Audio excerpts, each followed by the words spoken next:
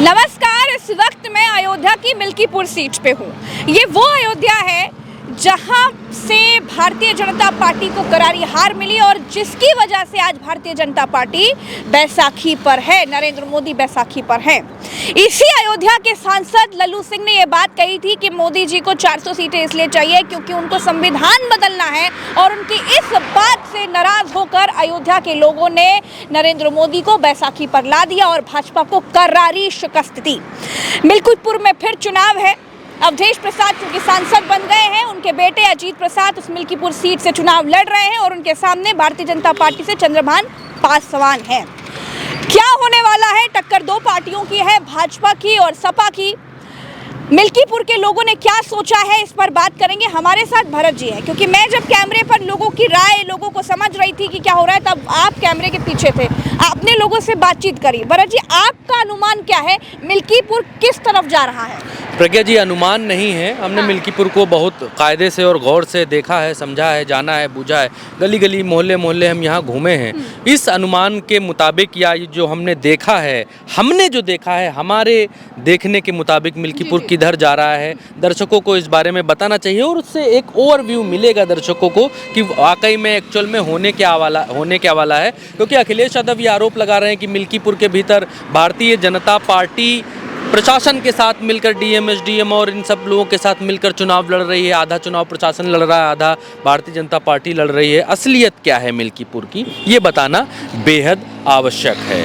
मिल्कीपुर के भीतर प्रज्ञा जी, सबसे बड़ी बात यह है कि मिल्कीपुर के भीतर भारतीय जनता पार्टी का जो प्लस पॉइंट हर जगह, हर उपचुनाव में रहा है कि मुस्लिम वोटर्स वाले जो इलाके हैं, उन इलाकों में ऐसा प्रशासन, पुलिस वाले ऐसे तैनात कर दिए जाएं जो मुस्लिम महिलाओं से के बुर्के हटवाएं या फिर उनको जो है उनके आधार डॉक्यूमेंट्स चेक करें। हाँ। और उनको इस वजह से ये एक ऐसी चीज़ है जो पिछले तमाम चुनावों में देखी गई है और विपक्ष आरोप लगाता आया है कि उनके मन में इस वजह से डर पैदा हो और वो पोलिंग बूथ तक नहीं पहुंच सके। हाँ। लेकिन मिल्कीपुर के भीतर भारतीय जनता पार्टी का ये हथकंडा फेल होता हुआ दिखाई देता है, क्योंकि यहाँ पर 3.5 लाख वोटर्स में 1.5 लाख वोटर्स सिर्फ और सिर्फ SC ST कम्युनिटी से आते हैं।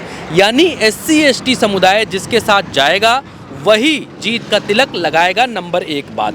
नंबर 2, जब 1.5 लाख SC ST हैं, 55,000 लगभग यादव हैं, 20,000 के आसपास जो है और पिछड़े लोग हैं, जैसे मौर्य बिरादरी हो गई या पाल बिरादरी हो गई या और बिरादरियां जो छोटी छोटी हैं, लगभग जो हैं ये बिरादरियां मिलके 40-45 हज़ार बनाती हैं। 55,000 यादव, 40-45 और गैर यादव पिछड़ा, 1 लाख ये होता है।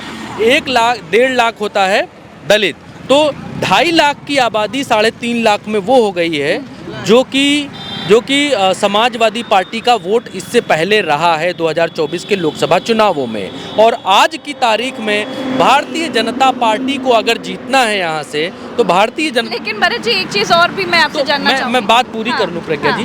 तो अगर भारतीय जनता पार्टी को जीतना है यहाँ से, तो SC ST समुदाय में सेंध लगानी पड़ेगी और SC ST समुदाय भारतीय जनता पार्टी के साथ इतनी आसानी से जाता हुआ दिखाई नहीं दे रहा है। और दूसरी तरफ जो मुस्लिम समाज को पहचान कर उनको रोकने की कोशिश या साजिश होती थी, वो कोशिश भी यहाँ पर सफल होती हुई दिखाई नहीं दे सकती है। भारतीय जनता पार्टी के आगे राह का रोड़ा ये हो सकता है। लेकिन यहाँ पर हमने जो देखा है वो है दलित समाज का वोट किधर जा रहा है, सबसे बड़ा ये सवाल है। और दलित समाज का वोट जिधर जा रहा है प्रज्ञा जी, वो हमें बटा हुआ दिखाई देता है, क्योंकि आज़ाद समाज पार्टी भी मैदान में है। अच्छा, एक चीज़ मैं और जानना चाहूँगी, बसपा चुनाव लड़ नहीं रही उपचुनाव, लेकिन एक चीज़ और समझना चाहूँगी कि देखिए, पासी समाज से ही चंद्रभान पासवान भी आते हैं और पासी समाज से ही अजीत प्रसाद, अवधेश प्रसाद के बेटे भी हैं।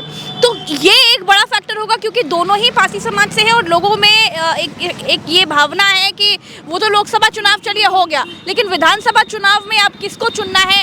अवधेश प्रसाद की तरफ जाना है या दलित समाज की मैं बात कर रही हूँ, अवधेश प्रसाद की तरफ जाना है या फिर चंद्रभान पासवान की तरफ जाना है, क्योंकि दोनों ही सेम बरादरी में हैं।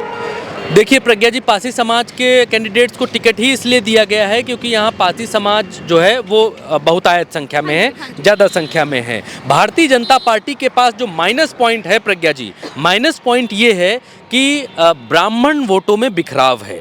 अच्छा। अगर एससी समाज में यानी दलित वोटों में बिखराव यहाँ पर देखा जा रहा है तो ब्राह्मण वोटों में भी बिखराव देखा जा रहा है। भारतीय जनता पार्टी के अपने कोर वोटों में बिखराव यहाँ पर बिल्कुल क्लियर और साफ दिखाई दे रहा है।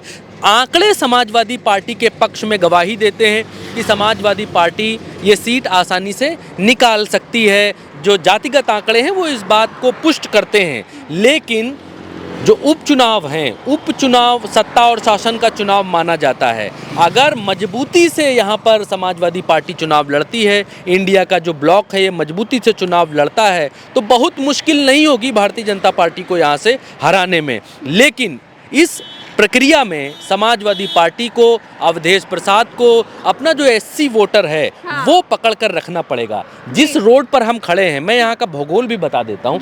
जिस रोड पर हम खड़े हैं, इस रोड के इस तरफ का जो इलाका है, इस तरफ के इलाके में समाजवादी पार्टी मजबूत दिखाई देती है। अच्छा। हमारे रोड के इस तरफ का जो इलाका है, इस इलाके में, क्योंकि ये इलाका जाता है रुदौली की तरफ, बाराबंकी का जो रुदौली इलाका है वहाँ पर जाता है, ये रोड इधर निकल जाता है, उसी के अगल बगल सारा इलाका पड़ता है। तो रुदौली से आते हैं भारतीय जनता पार्टी के जो कैंडिडेट हैं, क्योंकि वो यहाँ के रहने वाले नहीं है। तो जो ये वाली बेल्ट है, इस वाली बेल्ट में भारतीय जनता पार्टी मजबूत दिखाई देती है।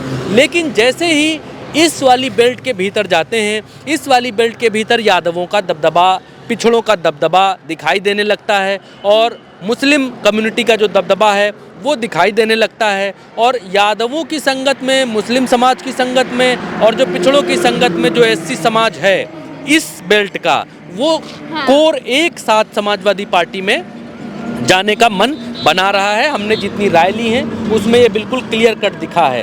अब मिल्कीपुर दो धड़ों में बटा हुआ हमें दिखाई देता है, एक रोड के इस तरफ का इलाका और दूसरा रोड के उस तरफ का इलाका। तो भारतीय जनता पार्टी के लिए ये कहा जाता था कि शासन सत्ता का चुनाव है। अब ये साइकिल अजीत प्रसाद जी की ये गाड़ी जा रही है यहाँ से और ये चुनाव ऐसे ही चल रहा है जी।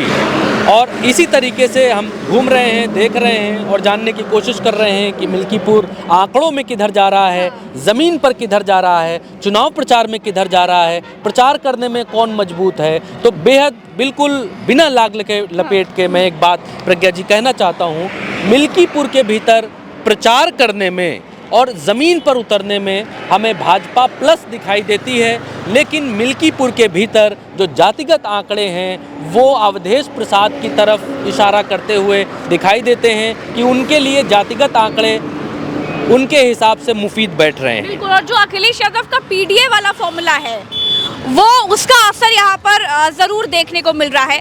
तो ये जो मिल्कीपुर का चुनाव है दोस्तों, ये बेहद, इसका मिजाज बिल्कुल अलग है। देखिए, वो आपको चंद्रभान पासवान की गाड़ी पे नजर आएगी। चुनाव का समय है, आपको हर तरफ प्रचार नजर आएगा।